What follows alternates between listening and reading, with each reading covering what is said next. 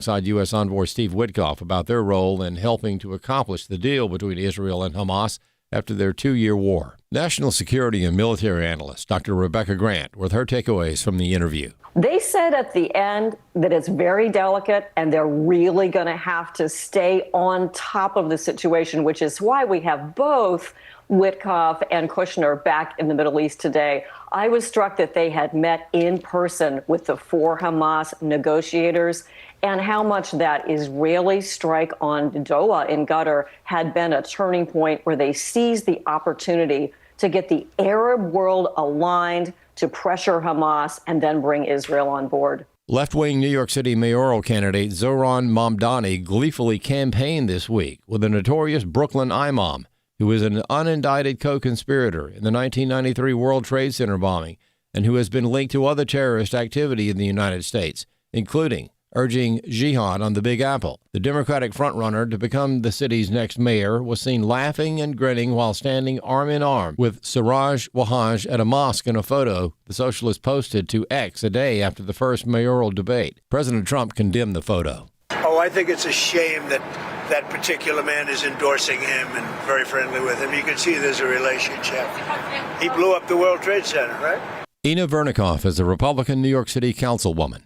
This is an abomination, and combines with his wishes to defund and dismantle our police. This is a guy who is an Islamist sympathizer. He's in the picture posing with an unindicted co-conspirator of the 1993 World Trade Center bombing. He has the full support of CARE, which is also an unindicted co-conspirator in the Holy Land Trial Foundation terrorist case. His wife shills for Hamas. His father, a Columbia University professor, justifies suicide bombings as legitimate resistance.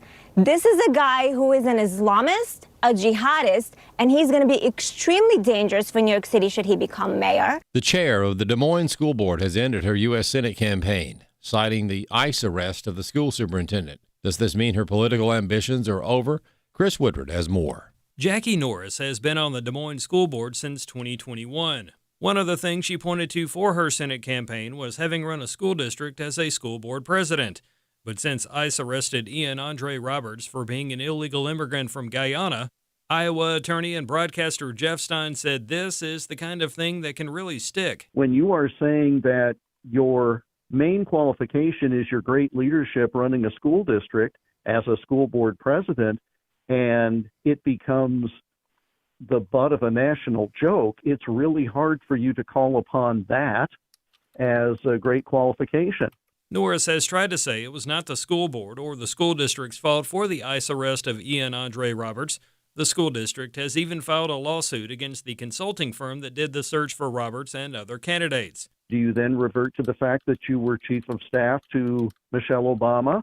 Well, I'm not sure the political climate in Iowa is necessarily one that would embrace that either. So both Jackie Norris and her husband John have tried for higher political office themselves, and to this point it hasn't worked out, and this certainly would seem to be a disqualifier for many voters. I'm Chris Woodward. U.S. Transportation Secretary Sean Duffy says many air traffic controllers are now working without a paycheck, and some have begun taking other jobs in order to make money. He says Democrats are responsible for the shutdown and has a simple message for that party. Democrats, open up the government.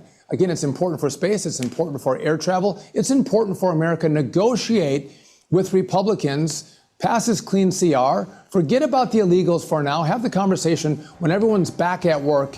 More news online at afn.net and on the AFN mobile app. I'm Rusty Pugh. The loss of a child through abortion, miscarriage, or stillbirth affects the emotional health of families. Feelings of anger, sadness, and regret can be overwhelming. There is hope and healing in the aftermath of a reproductive loss. Call the International Helpline at 866-482-LIFE to talk with someone who has been where you are and healed to help others. Your call is confidential. 866-482-LIFE. Welcome to Today's Issues, offering a Christian response to the issues of the day. Here's your host, Tim Wildmon, President of the American Family Association.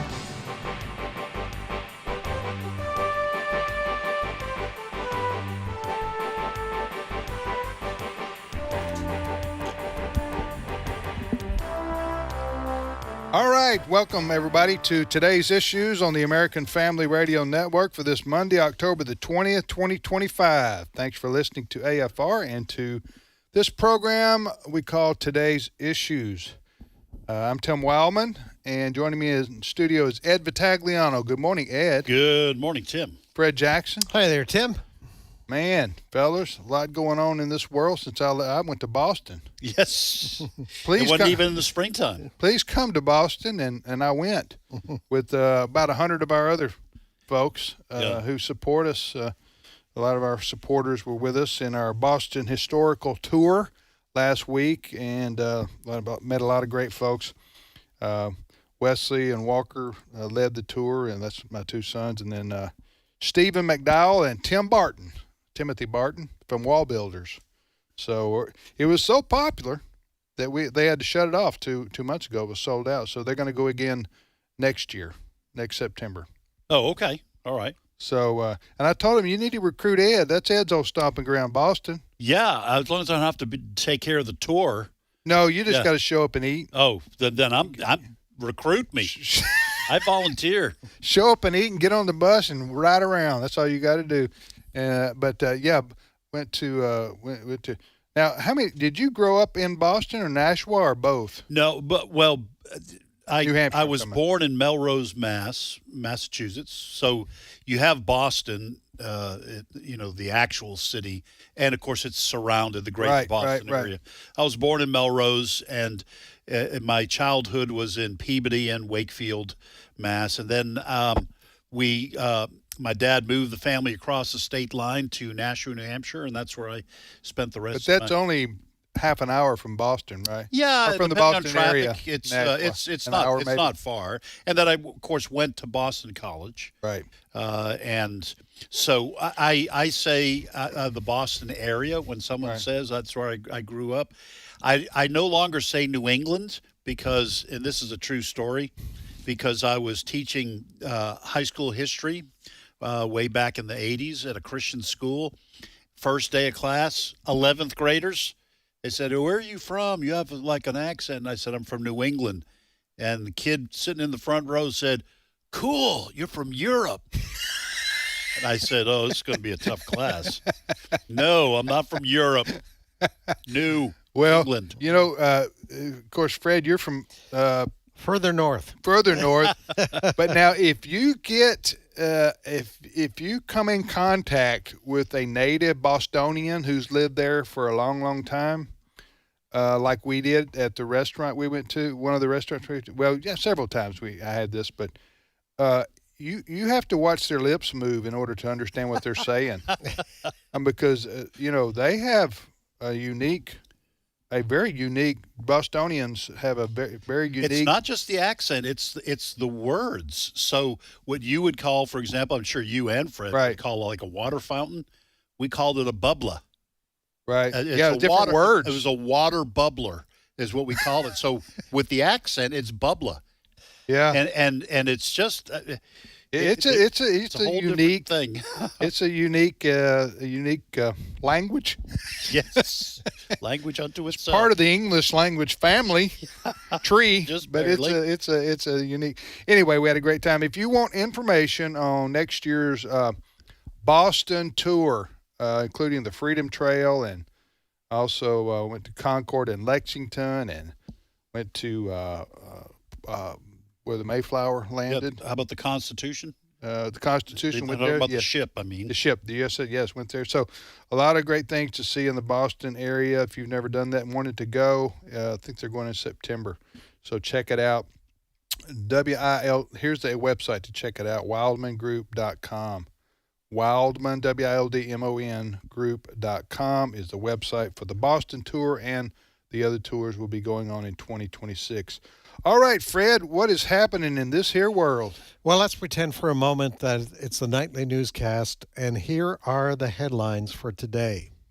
The ceasefire in Gaza is holding again. No one knows for sure how long. Volodymyr Zelensky, the Ukrainian leader, says his meeting with Trump was positive despite some tense moments. And last but not least, President Trump calls the leader of Colombia a lunatic.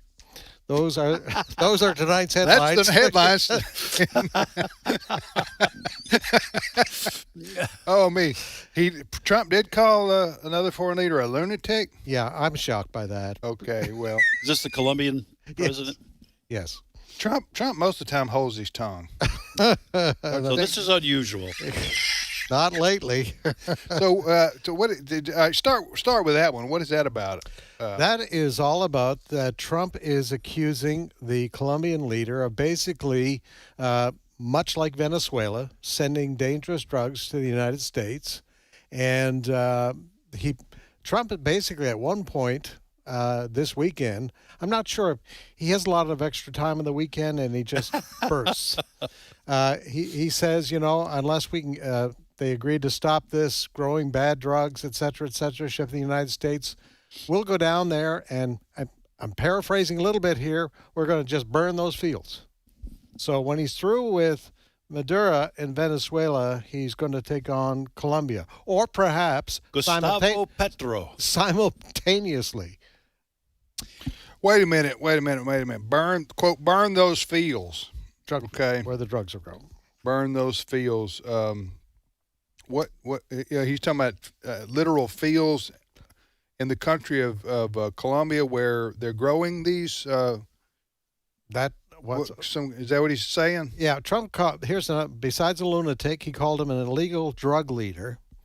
And to back up his point, President Trump's point, he says he will slash assistance to Colombia. Apparently, we have been giving foreign aid to Colombia, and he says we're not going to do that anymore. Yeah. Ed, what do you think about this diplomacy we got going on here? Well, first of all, I don't mind tough talk with these foreign leaders, especially in our own hemisphere. I think my personal opinion, although guess how many presidential campaigns I've run and won? 0. Okay. So President Trump has certainly, I would say he has his approach. He's not taking advice from me. I think you do this kind of thing behind the scenes. All right. You talk to Gustavo Petro. I just like saying it. This is the president of Colombia. That's the first I've heard of him. What's his name? Gustavo Petro. Gestapo? No. Gustavo. Gustavo. Gustavo. Gustavo Petro. Petro. Like gas. Yeah, petrol. Yeah. Petrol.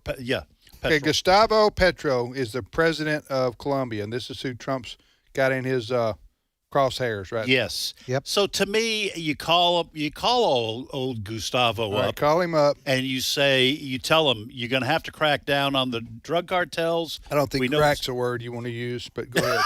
Okay. Change the word. Yeah. Slap him around a little bit. And let me tell you, these drug cartels are rooted in deeply into some of these countries. Colombia would probably be one of them, Venezuela and others. A lot of corruption in some of these Central and South American countries. Police, are on the payroll for the drug cartels. Mayors get murdered if they don't cooperate. So you're basically looking at tearing your country apart because drugs pay the bills in these big countries. But you don't, my personal opinion, you don't conduct some of this foreign policy out in public unless you've already done it privately. Maybe he has. But I think with President Trump, private diplomacy is, but I think for the most part that ship has sailed. Yeah. He usually posts, for better or for worse, he's going to put it on True Social. Yeah. I'm not sure I'm crazy either about the idea of the U.S. military getting involved, which they would have to. I've already said on the air I don't like them blowing up these boats. That, in my mind, if we're sure these are drug runners, this is something about the videos we see of these boats, then you arrest them when they get into U.S. waters. And I'm worried that the military is going to hit someone who's not actually involved. Because we are blowing up boats. Yes, people are dying. Our United States military is blowing up boats in the Gulf of Mexico. Gulf of America. Oh, my bad. Yeah. That Gulf out there. Yeah.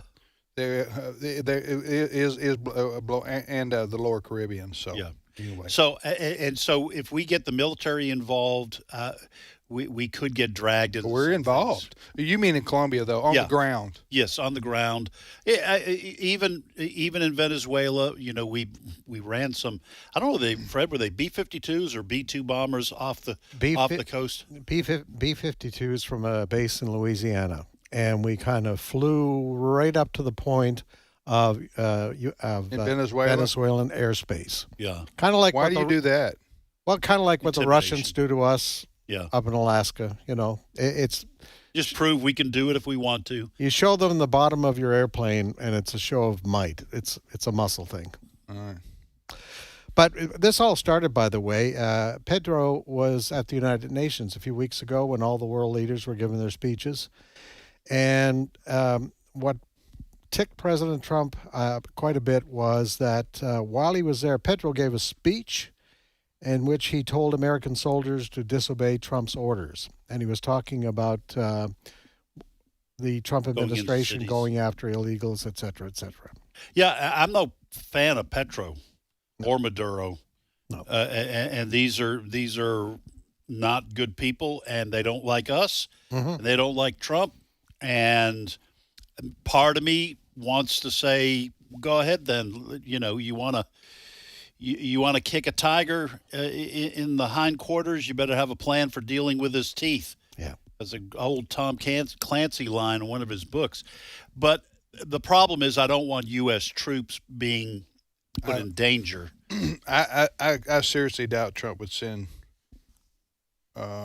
troops on the ground. Well, there was a story last week, though, with regards to Venezuela, CIA operatives, I think it was the way it was described. In Venezuela. I'm sure that probably goes on. Probably around everywhere. Around the world. Yeah, everybody's spying on everybody. Yeah. Aren't they? Yep. All right, you're listening to Today's Issues on the American Family Radio Network. Thanks for listening. Tim, Ed, and Fred, and Steve Paisley Jordahl will be with us next hour. What's your next story, Fred? Well, it's about 20 after 2 in the afternoon in Israel, and at this moment, the Gaza ceasefire is holding. In fact, this morning, U.S. envoys Steve Witkoff and Jared Kushner arrived there to try to shore up things, make them a little bit more secure. This is what they had to say before they headed there. Cut number 2. Hamas right now is doing exactly what you would expect a terrorist organization to do, which is to try to reconstitute and take back their positions. Right. The success or failure of this will be if Israel and this international mechanism is able to create a viable alternative. But is it remotely possible that American troops go into Highly unlikely. No. We're going to have a weapons buyback program. This is all linked to amnesty and disavowing violence if Hamas people want to stay there. We are well on top of it. Who is that last voice? Steve Witkoff. Okay, he sounded kind of like Trump in that. I guess maybe if you hang around. Yeah, but if you're around somebody for long enough, like Fred's saying there. Yes. And if this ceasefire holds, the next step in this 20-point agreement is that Hamas must disarm. And I tell you what, if I was a betting man, Hamas disarming, we know what they've been doing over the last several days. They've been executing Palestinians who they feel have been unloyal to them, just in the streets, in Rafah in particular. So, and 2 Israeli soldiers were killed in the last 48 hours. But there is a peace there for the moment. Now, President Trump was asked about all of this. This is what he had to say about what's going on in Gaza right now. Cut 3. We're going to have to see what's happening. We want to make sure that it's going to be very peaceful with Hamas. And as you know, they've been quite rambunctious. They've been doing some shooting, and we think maybe the leadership isn't involved in that, some rebels within. Is the ceasefire still in place? Yeah, it is. Yeah, so there you have it. All right, help me, fellers. Help me out here. Okay. Let me ask a question about this. You may or may not have the answer to it. First of all, President Trump and his administration and his team there deserve great credit for their initiating this 20-point plan. Absolutely. Yep. And for getting both parties, Israel and the Hamas, to agree to the terms and conditions. I know that Jared Kushner, his son-in-law, and Marco Rubio and others, I don't forget, there was another gentleman who was on the ground during the negotiations representing the Trump administration. Can't recall his name. But anyway, in Egypt. So they got all this worked out. But getting something worked out in an agreement and then following through with it completely is two different things. Now, the first step has been followed through with for the most part, and that is with freeing of the hostages. Yes. Those hostages that were alive, 20 of them 20 were freed. Yes. Okay. Then the bodies of the deceased, some of them were returned, but not all of them, right? By Hamas to Israel. Now, I don't even know if they can. Who knows if somebody's been passed away for a year or something like that? Their body's decomposed. They're who knows where they are? I mean, how do you even guarantee you're going to get them back? You know what I'm saying? The other thing, the big thing was getting the hostages back that were alive, and that's been done. Yes. The other thing is with Hamas and Israel is who governs Gaza now? If Hamas is supposed to lay down their weapons, and they've been running Gaza as basically a gang runs a neighborhood, they got guns and they know where you live, and if you don't do what they say, or if you question their authority, you're gonna end out on the street getting executed like those people did last week. So, who's going to govern Gaza? Who's going to enforce their no weapons? Who are you supposed to talk to initiate? Maybe all these things have been already explained and I just missed them. But do you guys You guys know where that big second stage is supposed to go? There is supposed to be, we were told, a commission, international commission, representatives from various countries, Arab countries, Muslim countries are also. They're all over. A little UN convention there, huh? Former Prime Minister Tony Blair of Britain is supposed to play a major role in that. But Trump, the United States, will be involved apparently in helping to rebuild Gaza. Now, the question is, the Palestinian leadership in the West Bank, they want a part in this. I'm not clear whether they have been given a part in this. So Hamas, and the thing with Hamas, unlike our U.S. soldiers, Hamas doesn't wear uniforms. How do you know that you have dealt with all the leadership of Hamas? You don't. No. They can grab a weapon any time. So it's... Listen, there are probably secretly millions of there's 2 million. There's 2 million Gazans / Palestinians in the Gaza Strip. Correct. Okay. And probably if you could search, I don't know, but they're war-torn, they're beleaguered, they're exhausted, they have to be, their homes are in ruins, their businesses are in ruins. They're, because of the war, because Israel had to fire on them to keep them from doing more terrorist acts. But I don't know. Anyway, maybe it's just a lot of things that have been explained that I haven't heard. But you're talking about, when you say rebuild, you're talking about 5 to 10 years. Oh yeah. Of what do you do with all this rubble? Where do you get the heavy equipment to get rid of all that, and where do you put it?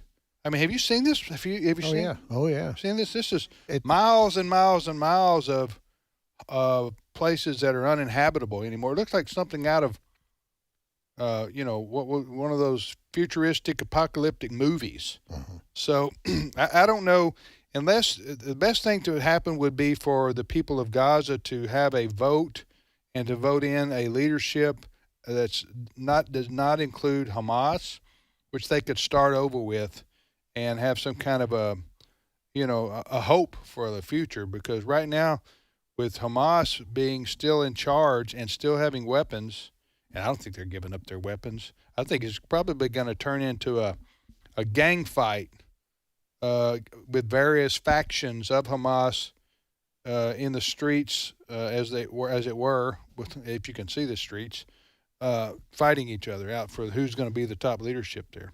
So, well, and we do need to remember that the Israeli Defense Force, the IDF, will be keeping the peace. So they're not in other words, they're not leaving and abandoning Gaza and the Gaza Strip or Gaza City until this peace plan moves along. So there'll be this multinational force, which what I've read is just about 200 people. Like the International Red Cross is also there to help with supplies. That they oversaw the transfer of hostages. So I guess that's why it's a 20-point peace plan. You got to hit your steps. And the next one, as Fred said, is the key. Hamas has to throw their weapons down. But am I the only one who thought that the celebrations were just a little bit premature? Oh, I agree with you 100%.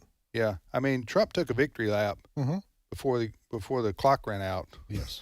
In the game. Well, I mean, I don't disagree with what you guys are saying, simply because we've all grown up watching the Middle East and saying, and it makes you cynical because you go, peace in the Middle East?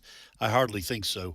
On the other hand, I would say, even if it doesn't survive, he did get, at least for a while, a ceasefire there, and maybe that's something to build on.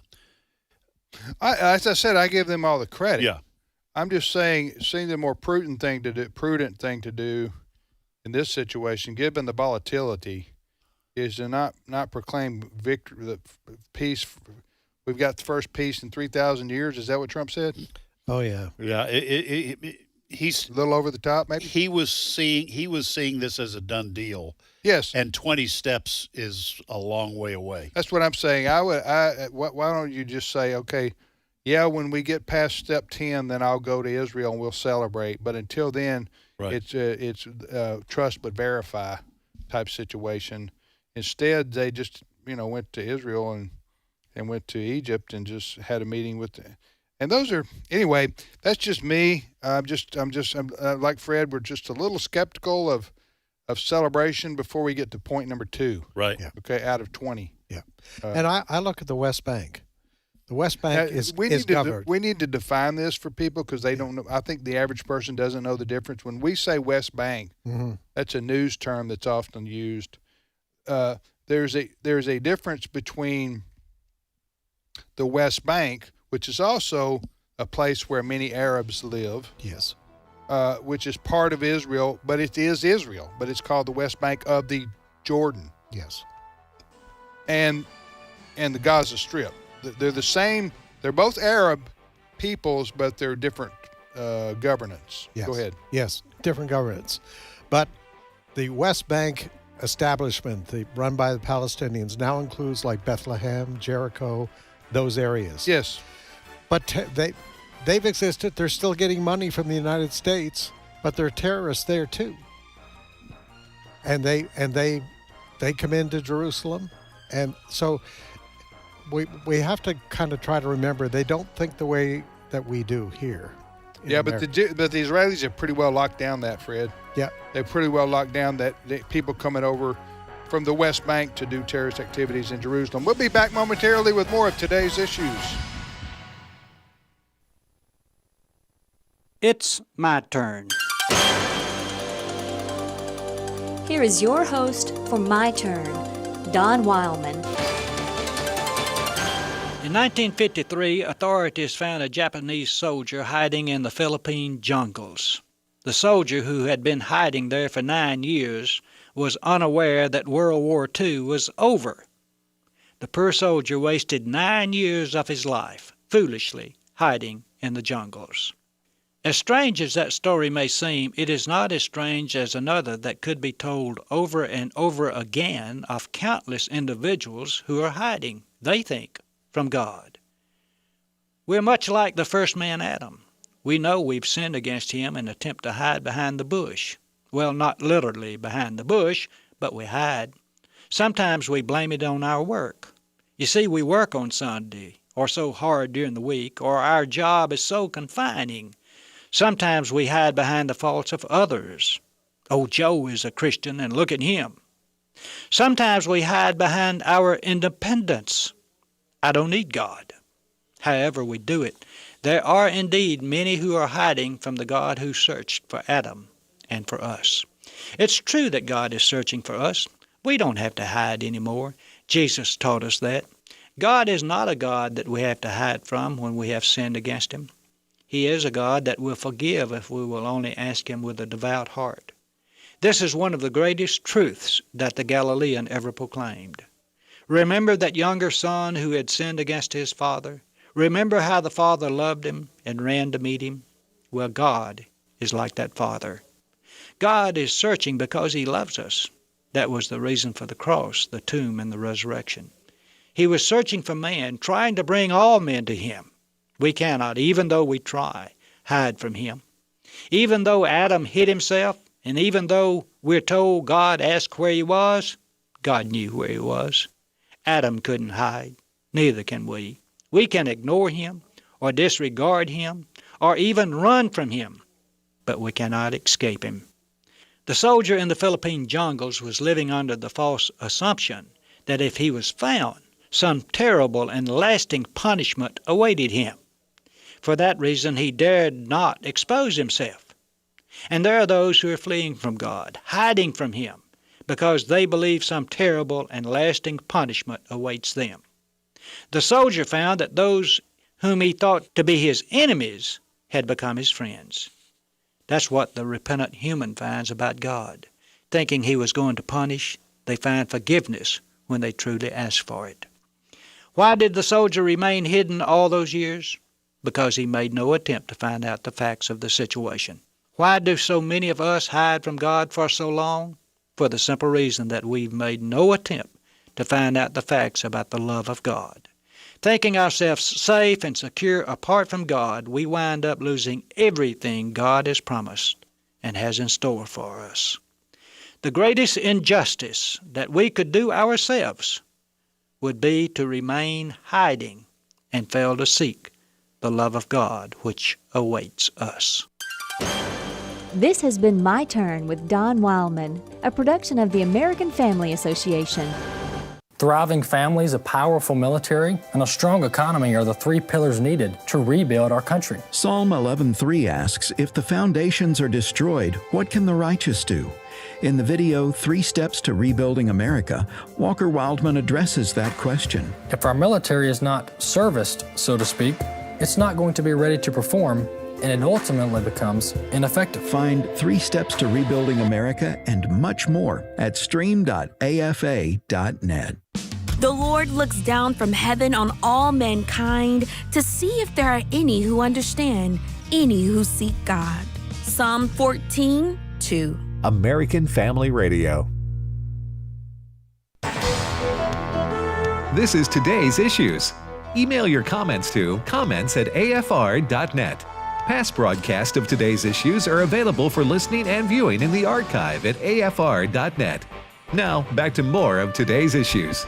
Hey, welcome back, everybody, to Today's Issues on the American Family Radio Network. Tim, Ed, and Fred, we thank you for listening to AFR. So this federal government shutdown, it's been going on how long now? Week three? Yep. Okay, is it starting to impact the everyday person out there yet, Fred? Well, it depends. It's unfolding over time. Who doesn't get money? There's EBT cards holders may start. Are they not getting money? They may start to not get their money. You'll see some riots. You probably will. If that happens. The big thing, and Transportation Secretary Sean Duffy was on Fox this morning, air traffic controllers. Now, in the last pay period, they got half a paycheck.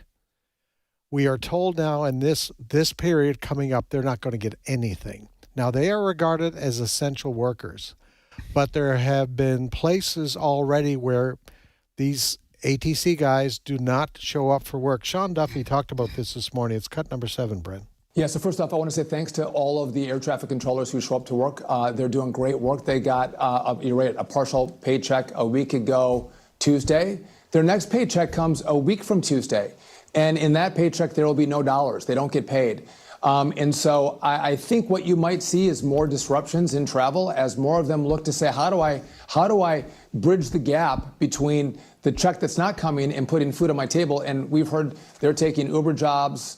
They're doing DoorDash, figuring out ways to keep their families afloat. I mean, it's a very real problem, Ainsley. And again, a lot of them are paycheck to paycheck. So I hope we don't see more disruptions. But as this gets closer to payday, I think you could see more of that through the airspace. Well, that's not very reassuring. Absolutely not. If the last people we need to, take off is, excuse the pun there, is air traffic controllers, because, I mean, I'm not in any way suggesting that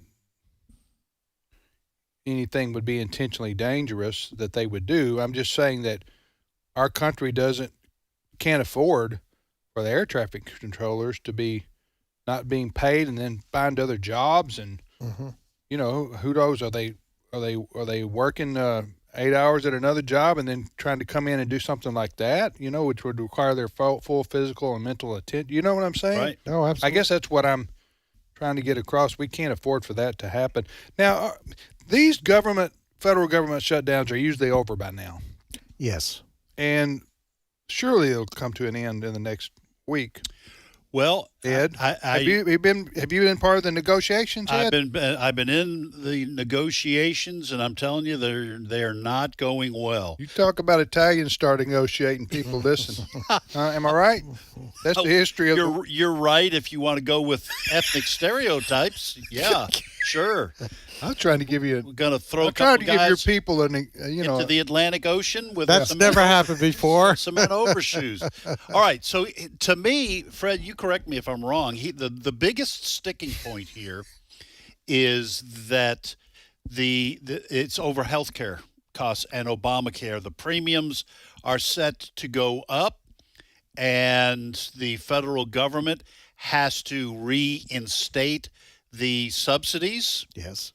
That the federal government pays so people can go on Obamacare. Obamacare is actually very expensive. It's a very expensive form of health insurance. So the subsidies coming from the federal government are the only way that a lot of families can maintain their health insurance through Obamacare. The Democrats have wanted to include illegal immigrants in this. The Republicans say no way. And the Republicans have always said their goal was to eliminate Obamacare. I don't think that's going to happen at this point. So to me, that's where the sticking point is. The Republicans are saying, no, we are not going to have the government subsidies for illegal immigrants. Have I got that right? Yeah. No, and what the Republicans are saying, okay, let's get the government back to work, and then we can negotiate on the new fees for Obamacare. You're right about the Republicans definitely do not want healthcare dollars going to illegal immigrants. All right? So that is the big issue. The House Speaker and the majority Senate leader are both saying, let's get the government open again. We'll sit down and we'll negotiate with you.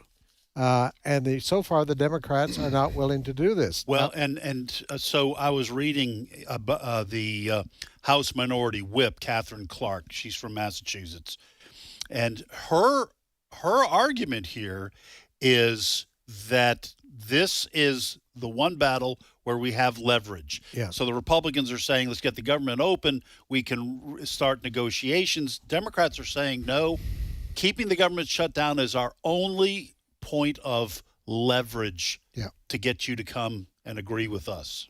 Well, the other thing that's talked about in the background, and some Republicans have said there's still the option of getting rid of the filibuster, which means you'd only have to have 50, and just a few senators. So far, I believe 5 Democrat senators are needed, and they have been willing to budge. That's where we are. We're talking about air traffic controllers, and I just would invite our audience. There is an app called Flight Aware. You probably have heard of it. Yeah. Those I'm showing the guys here, okay, listeners. I'm looking. Fred's showing us in studios, flightaware.com, right, This Fred? is just the East Coast. Those are all the airplanes Planes in the air right now? that ATC is managing, air traffic controllers. Oh, wow. And, you can scary. zoom in on New York and Washington and Boston, and there's bad weather. That makes it all the more complicated. So when Sean Duffy talks about concerns about air traffic controllers, some of them having to go out and find Uber jobs, he said, to put food on the table, that puts a lot of pressure. And I tell you what, Democrats, of course, Democrats have the mainstream media still on their side. The mainstream media is painting the Republicans as the bad guys in this and will continue to do so.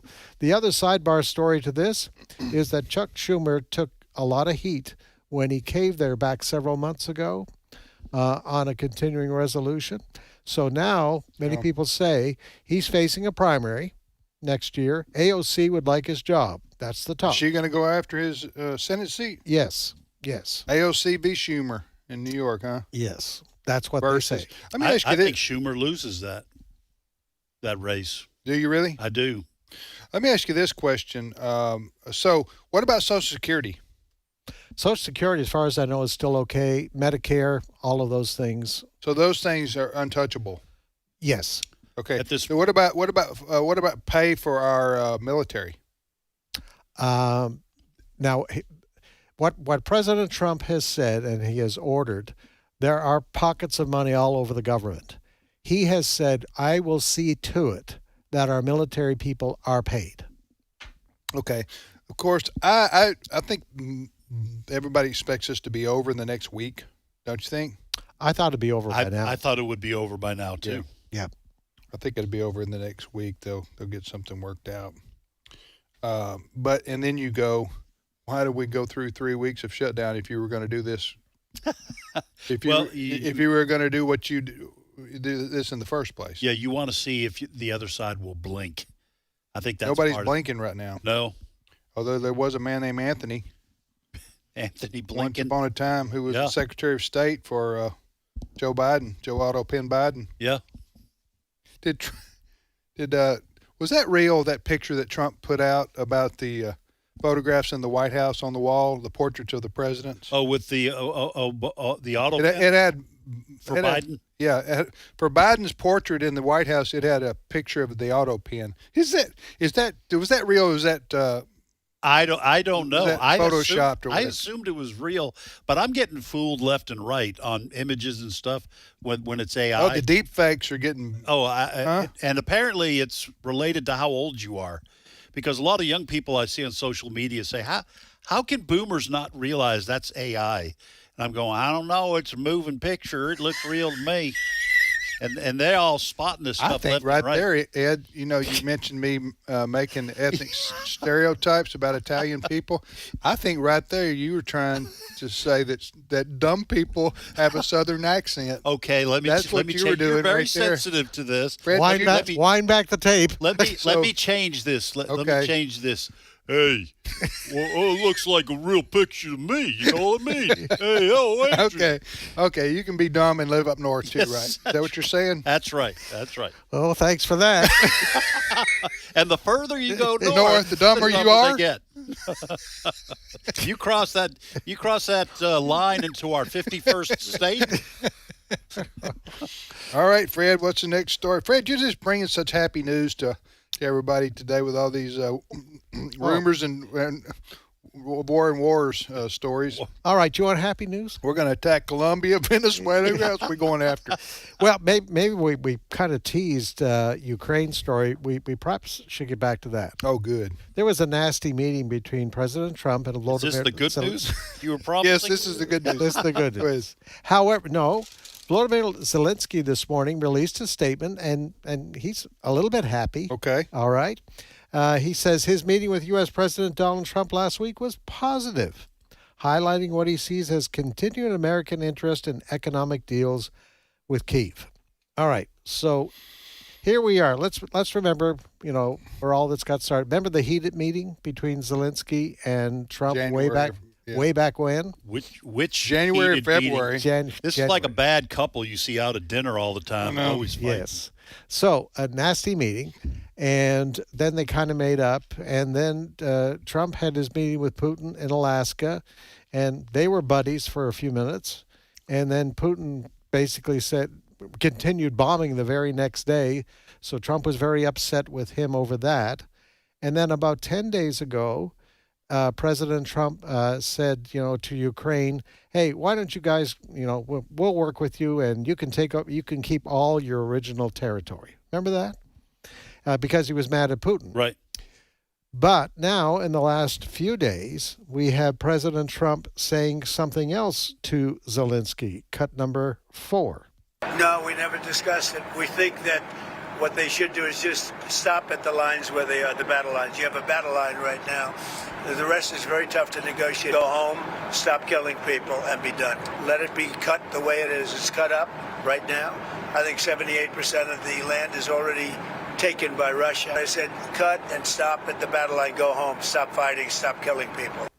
So he is telling Volodymyr Zelensky, just give up Donetsk and Luhansk, which I think is in the southeastern portion of Ukraine. And the eastern, yeah. And some people are saying Trump is now telling Zelensky to do that because Trump has a meeting coming up with Putin again in Hungary. Right, in Budapest. So I mean, if there are no solid lines yet. This story keeps moving around back and forth. Trump keeps moving and changing his position over and over again. This region in the east and southeast of Ukraine is highly industrial, has a lot of minerals. It also produces a lot of the wheat and other agriculture. It's very difficult for Ukraine just to surrender that. Well, I say surrender it, just give up trying to get it. And now there had been Zelensky had wanted Tomahawk cruise missiles, from what I'm reading. By the way, the great article on American Family News, AFN.net, about this story you should check out, AFN.net. But President Trump is not, at this point, going to give the cruise missiles to Ukraine. I guess, as Zelensky explained it, as saying, I guess the president wants to wait until he meets with Putin. Is Zelensky going to meet also in Budapest? This is just Trump and Putin. I didn't realize, now the president said 78% of Ukraine has been taken by Russia. I didn't realize that it was that much. But listen, what happened to our minerals deal? We're supposed to. Yeah, what happened to our minerals deal where if they give us minerals, we support them? I'm talking about Ukraine. I'm not saying I'm in favor of that. I don't know. I'm just saying. Remember that a few months ago? Yeah, that's only. Trump said, "You give us mineral rights. We're going to be with you." And now you don't hear anything about that anymore. Yeah, there's no mineral. You didn't deal. research that, Ed? No. Well, I'm just saying there's no mineral deal if Russian troops are sitting over the minerals, and that's. We were never going to send troops or get involved in this war. We were going to send ammunition and supplies, but I don't think even Trump's doing.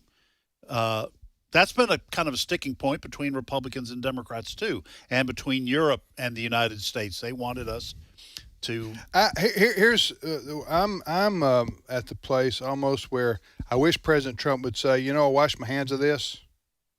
This is an unfortunate situation between Ukraine and Russia. Unfortunate is a mild word to use here.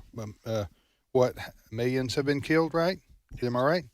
On Yes. both, when you include both sides, many of the Russian soldiers are being sent into war against their own will. They don't support this either. It's Putin's war basically.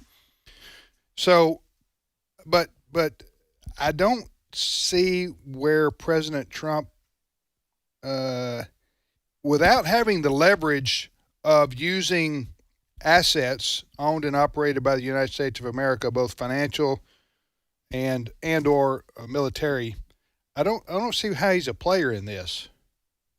I really don't, because he's not going to give Zelensky anything, and he just keeps meeting after meeting after meeting with and phone call after phone call with Putin to no avail.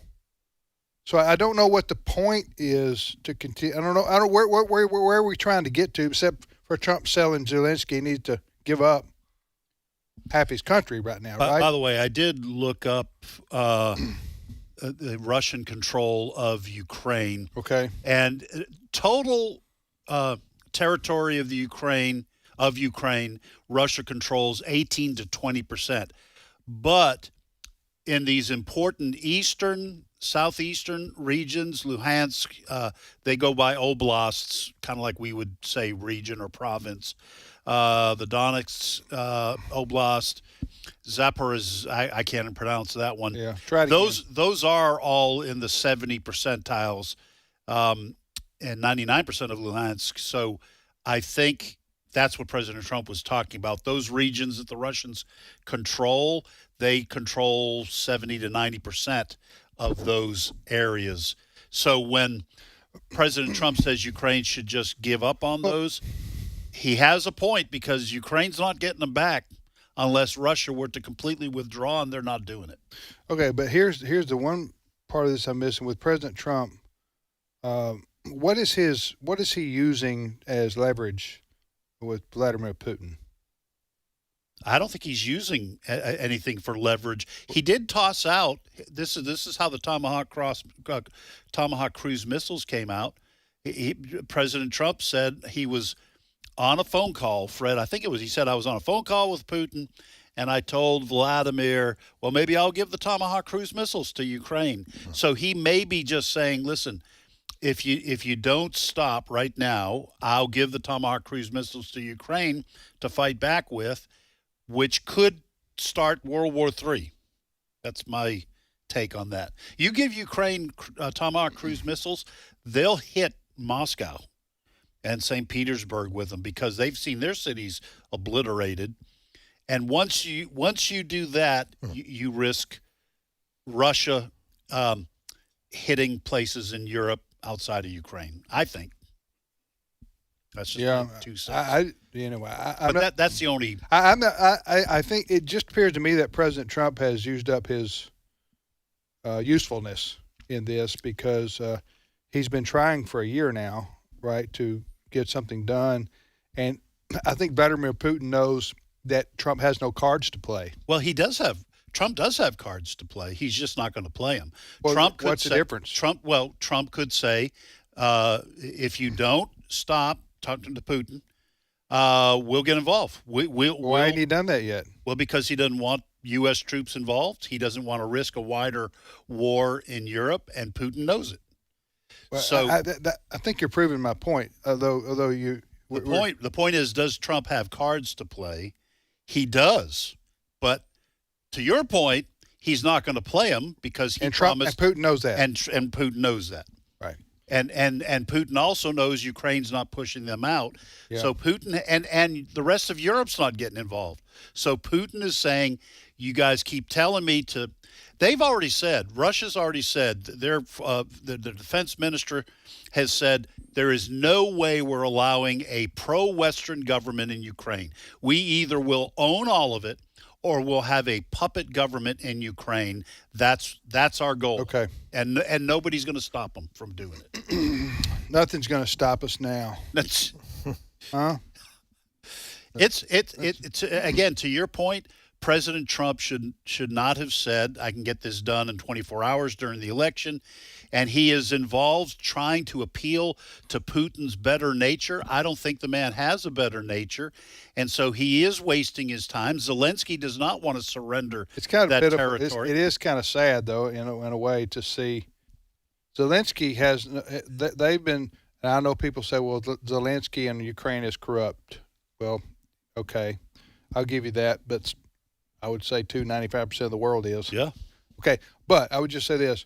They've done all they can do to fight back against Russian invasion. Right. Of their country, of their sovereign country. And they got some help initially from the United States, money, and from Europe. But I think Zelensky knows that's why he has his hand out, because if he doesn't get any more help from Europe or the United States, especially militarily, then it's over, right? his country will be swallowed up by Russia. Right.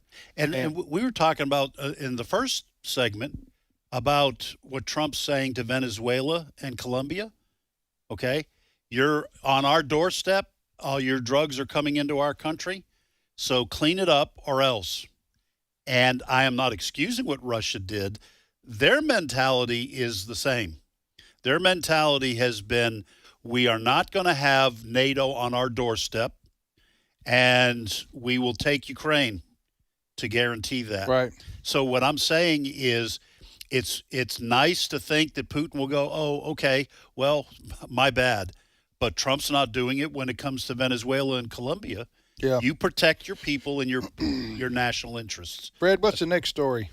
Well, let's finish up. I Don't think say good news. everybody has heard of the Louvre, big museum. Yep. Yes, I've been there. In France. There you go. The Mona Lisa. She's still smiling. Yes. Well, an unknown number of people parading as workers. I don't know, workers on the street. They had yellow jackets on, what we see workers.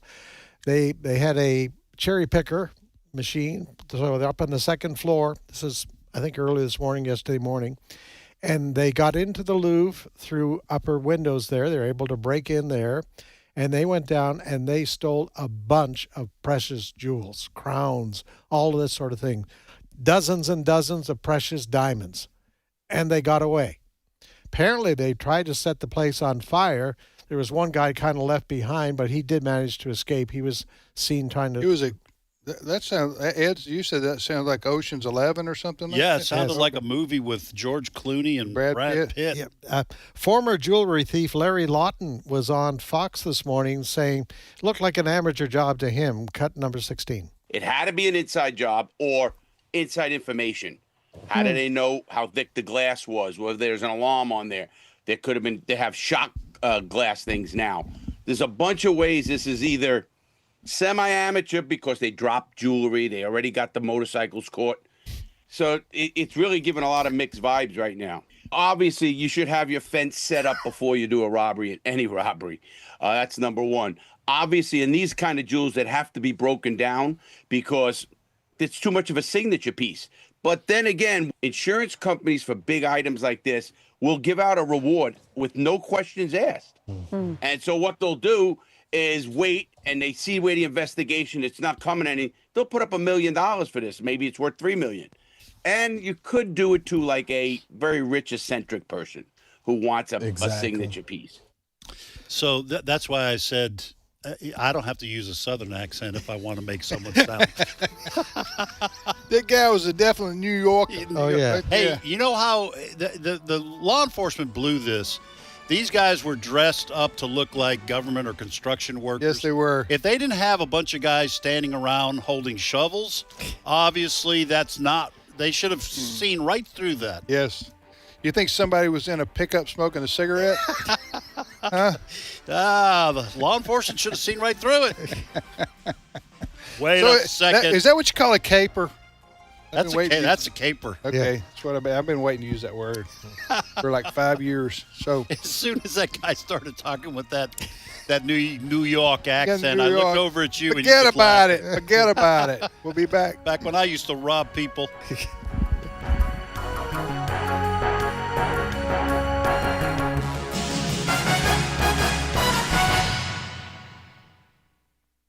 The views and opinions expressed in this broadcast may not necessarily reflect those of the American Family Association or American Family Radio. Faith, family, freedom. American Family Radio. Hey, if you're looking for family-friendly entertainment or resources to strengthen your walk with God, there's one name you should remember: American Family Studios. We don't just want to bring you shows, movies, and specials that will entertain or build up your family. We're committed to honoring God by making them both biblically sound and of the highest quality possible.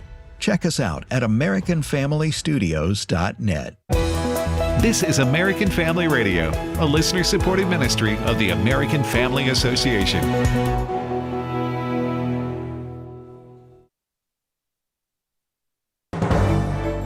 American Family News, I'm Rusty Pugh. The government shutdown continues as lawmakers have yet to pass a spending bill to reopen and fund the government. House Speaker Mike Johnson criticizing Democrats for voting down a GOP proposed funding bill. This is the first time in history that any party has had the audacity to shut down the government over a totally clean, nonpartisan continuing resolution. This is a political stunt. Republican Senator Tim Scott of South Carolina says the Democrats are vying for future control. They are willing to sell out current constituents like women, infants, and children. For what? For illegal immigrants, their future voters. This is a power grab. They're willing to shut the government down so that they can earn and gain more power. President Trump says Ukraine should cede some of its lost territory to Russia as part of a plan to end the war. President Trump says Russia and Ukraine should agree to a ceasefire with both sides stopping at current battle lines. They can negotiate something later on down the line. But I said, cut and stop at the battle line, go home, stop fighting, stop killing people. The president, speaking with reporters aboard Air Force One, says the Donbass in eastern Ukraine should largely be left in Russian control as it is now. His comments follow a Friday meeting with Ukrainian President Volodymyr Zelensky. President Trump also spoke last week with Russian President Vladimir Putin, saying the two leaders could meet in a few weeks in Hungary. At the White House, Jared Halpern, Fox News. The FBI launching an investigation into a hunting stand that was discovered in a tree near a landing zone for Air Force One in Palm Beach, Florida. FBI Director Kash Patel recently telling Fox News Digital no individuals were located at the scene and the stand was elevated within line sight of the plane.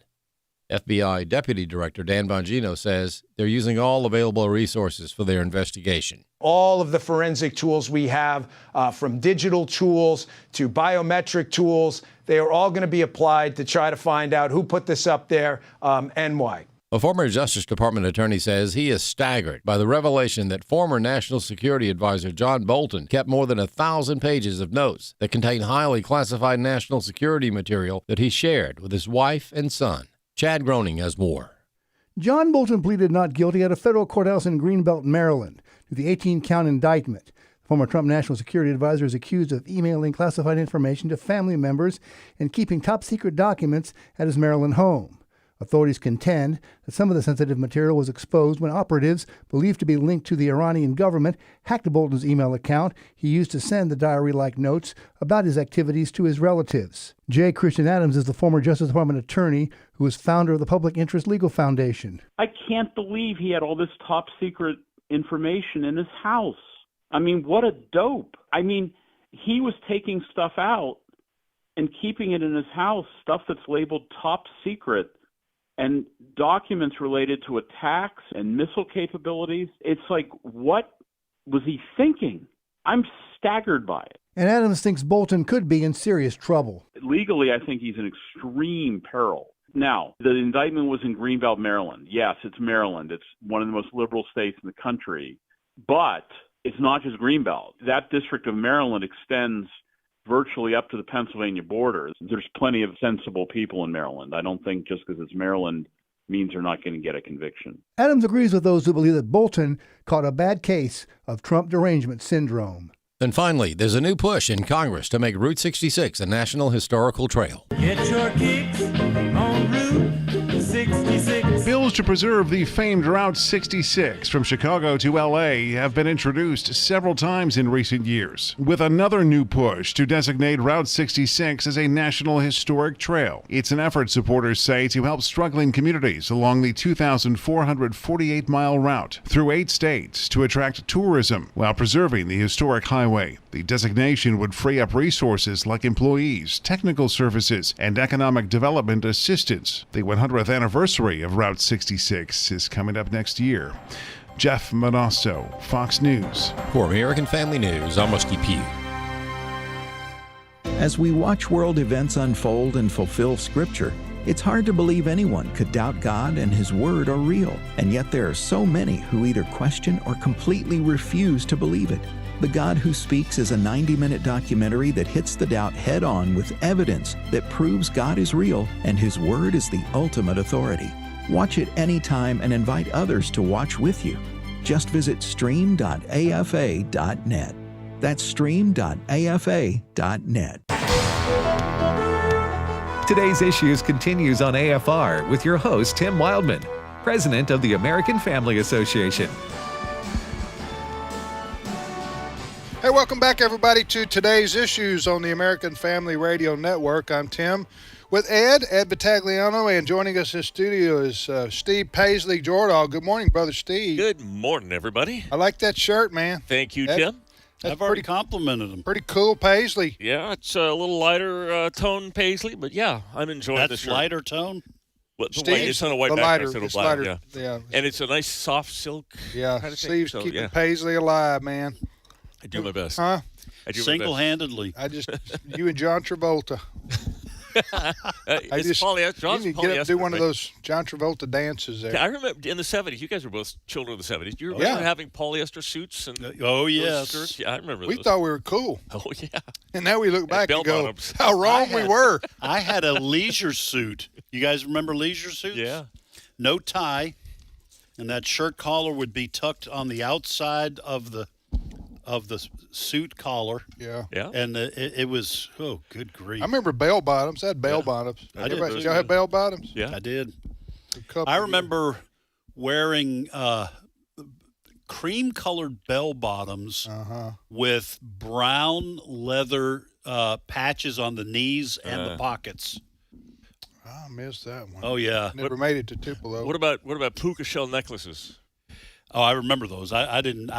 I don't wear like much in the Was it jewelry Leif department. Garrett or some teen throb in the 70s wore one? And so it became a thing. Were what now? Puka shell necklaces.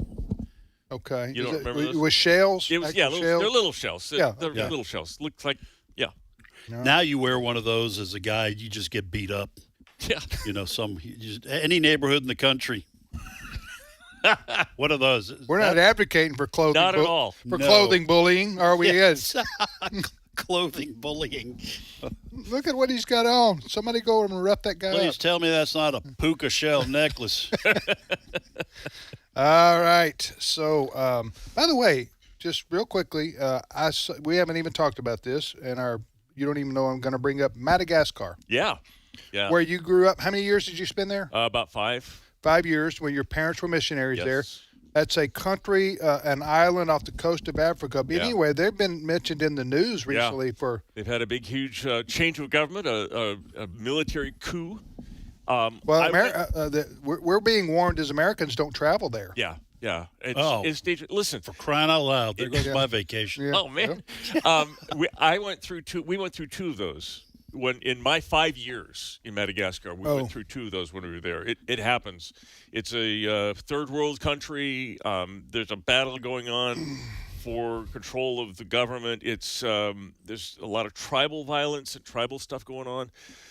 But yeah, they've had a. Why are those animals always trying to get there? Well, no, they're trying to get away. Remember? Oh, trying to Have you get seen the away. movies? Okay, yeah. You know what?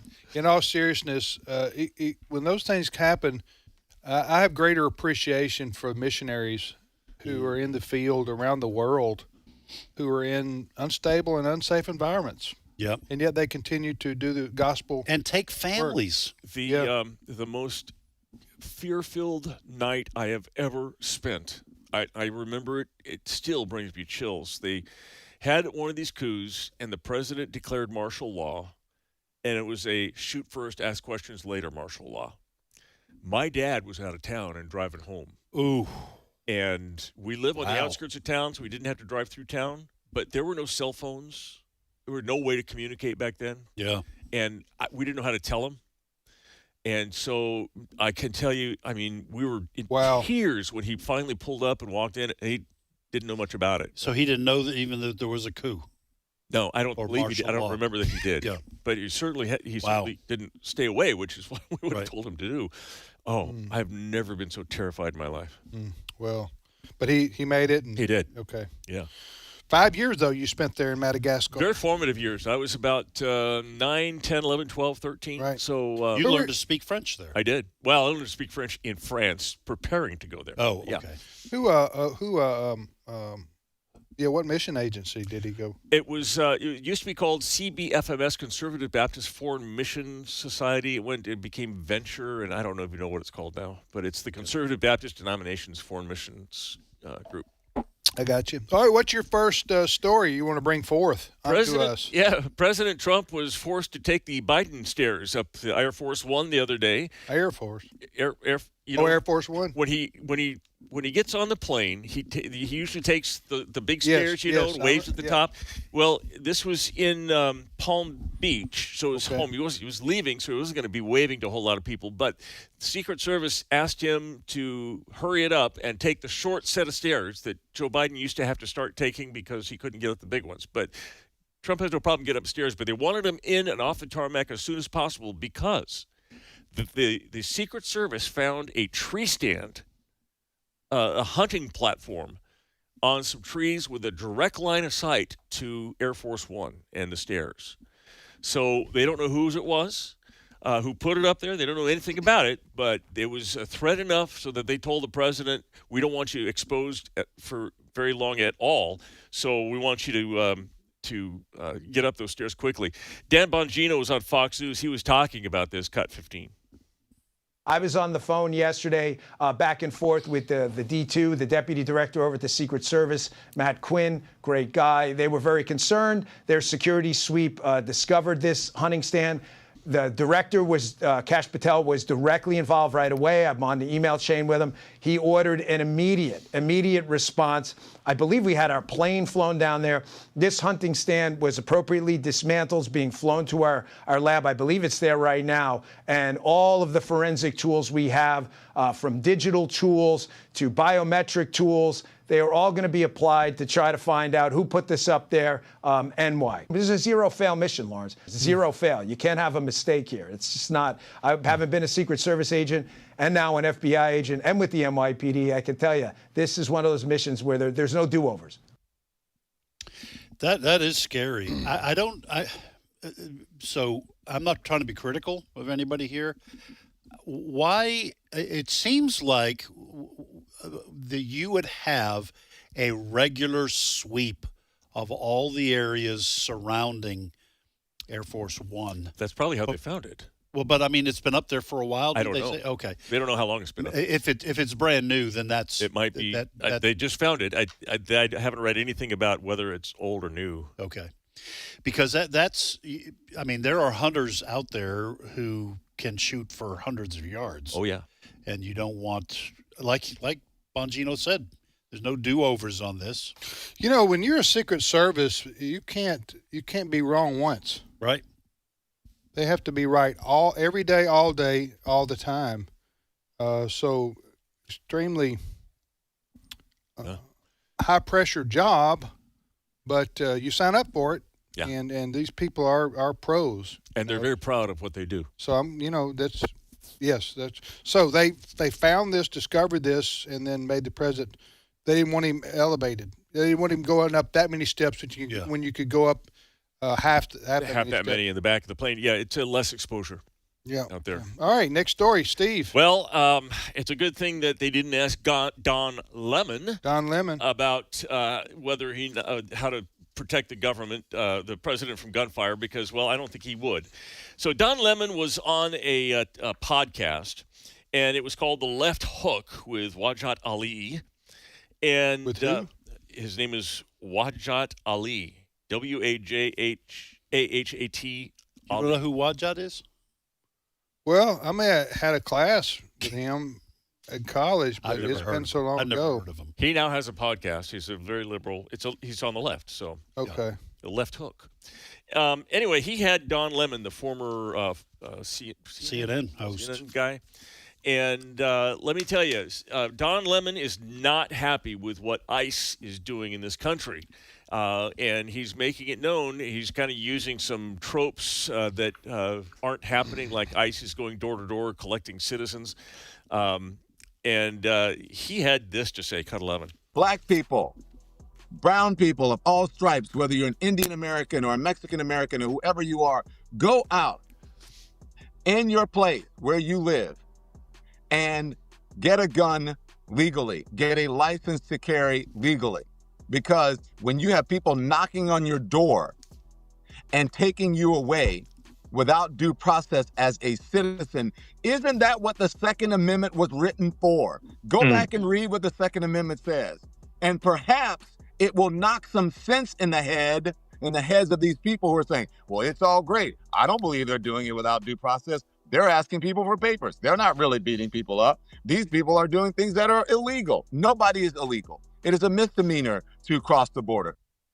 We can deal with that whole inconsistency at the end, but many people saying he is actively calling to assassinate ICE agents. He should, the Secret Service, the Justice Department needs to pay him a visit. Yeah, first, I don't know what was going on with his voice, unless he had to go to the dentist or something. That's not his normal. That was a significant lisp for Don Lemon. I don't know what that was about. That's not his normal voice. But you saw it was him. Yeah, no, I saw it. It was Don Lemon. But that's exactly what he was calling for. He was calling for, first of all, I'm just stunned by the hypocrisy of members of the left. He's not the only one talking about getting guns here. These are people who regularly say we need to get rid of guns unless we need them. Right. Okay? And so I wanted to deal with that as well. But he is absolutely calling upon people who are here illegally to go legally. Okay, I don't know how you legally, if you're illegal, how you legally get a gun. Okay, because you have to go through a background check. I have to go for a background check. I'm an That's American a very citizen. good point. That just sort of kills his whole theory there. I think he's thinking that they're coming and deporting citizen, like Mexicans and that's immigrants. not true. That doesn't stop. Well, but now, wasn't he saying if ICE is coming? Yep. So why would ICE? Is he? He's advocating. Can I just cut to the chase for you right here? He's advocating armed resistance of ICE agents. Yeah, that's what he's calling for. Get yourselves a gun, and when they come to your door, you tell them, "Get out of here! I'm going to shoot you." Yeah. That's the essence of what he's advocating for. Don Lemon there. And they have been up on top of roofs trying to shoot down at ICE agents. You know what? We wouldn't have this problem had Joe Biden not let the world come into our country 4 years ago. Yeah, does it look bad when ICE agents have to wrestle people to the ground? Yes, it looks bad on video. Of course, you didn't see what led up to that. The left just shows you them getting into physical altercations. It would also help that these people wouldn't resist ICE.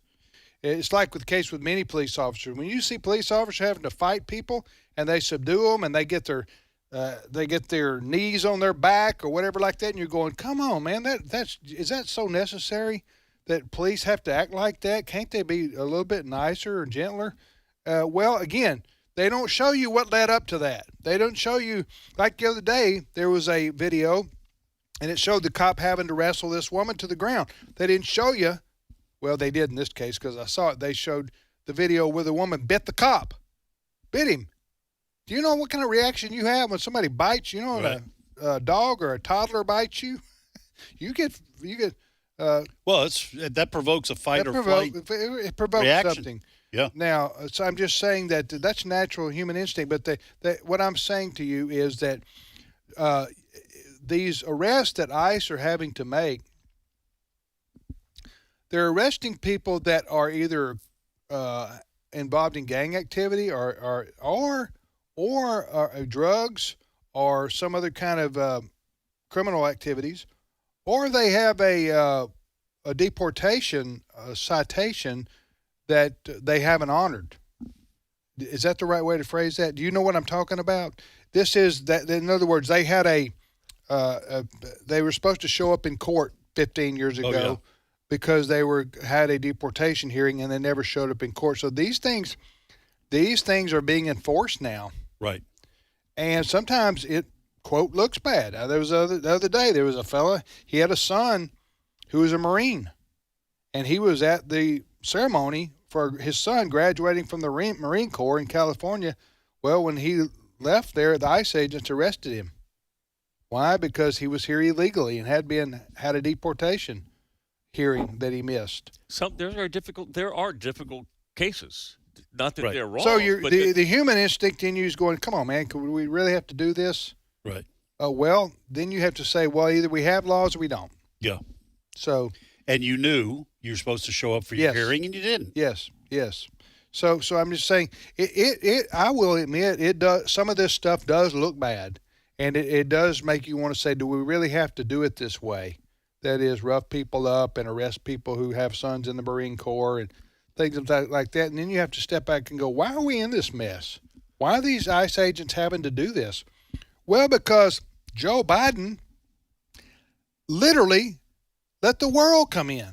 Like 15 million people poured into our country. He never tried to stop it at all.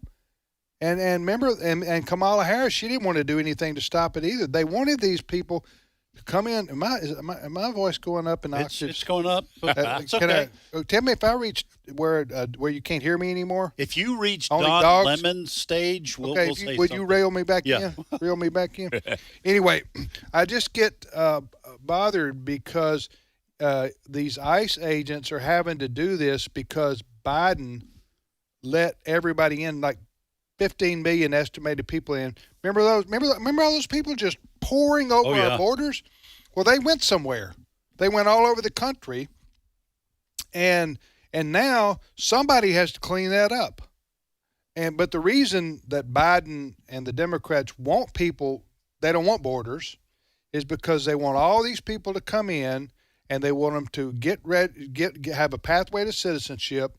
They get legalized, and then they become voters, and then they vote Democrat all day, every day, and it would be that is the end of the Republican Party as we know it, of any opposition party to the Democrats. If you're allowed to let millions of people come into the country, get them, and then have a pathway to citizenship.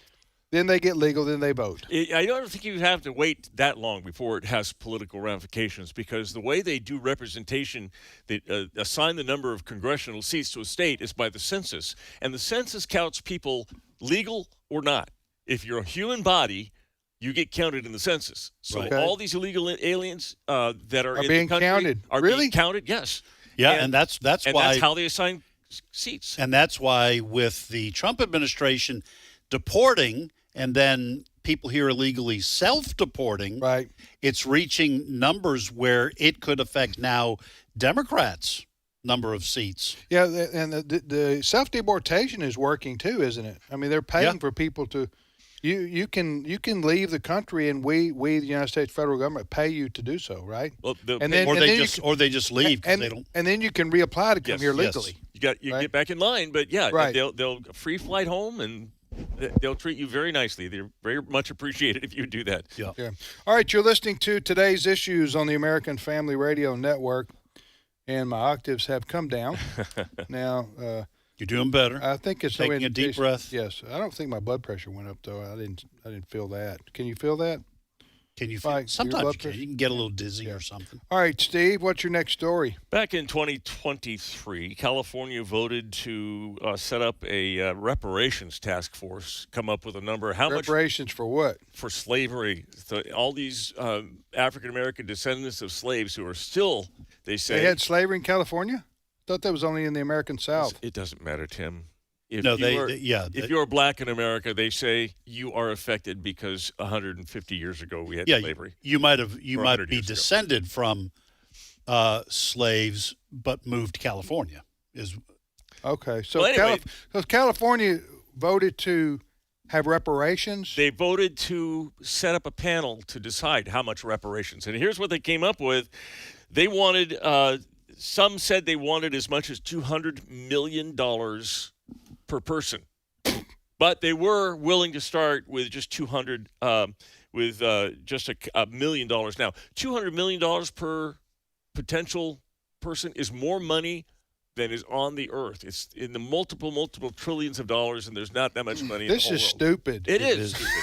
Well, they realized. Are they really doing this? Well, here's the thing. They did set up the committee, panel. The panel. And they realized, because the people that were running the panel and the people that came to the meetings wanted $200 million per, and they had a way of figuring out that math. They said that was what they were worth. They said they couldn't do that. So in the end, Gavin Newsom said, well, reparations is more than money. And so he has just signed SB 518, which creates the Bureau for Descendants of American Slavery, the first ever permanent state agency dedicated to advancing reparative initiatives. They are charged with, among other things, confirming descendancy, public education and outreach, and reparative program coordination. So in other words, They are giving the state the authority to round up all the personal, genealogical, genetic information of black people living in the state and storing it in a database, which is foolproof. What could possibly go wrong? Well, when you put it like that, that's just so ridiculous. That's just all that is pandering. Yeah.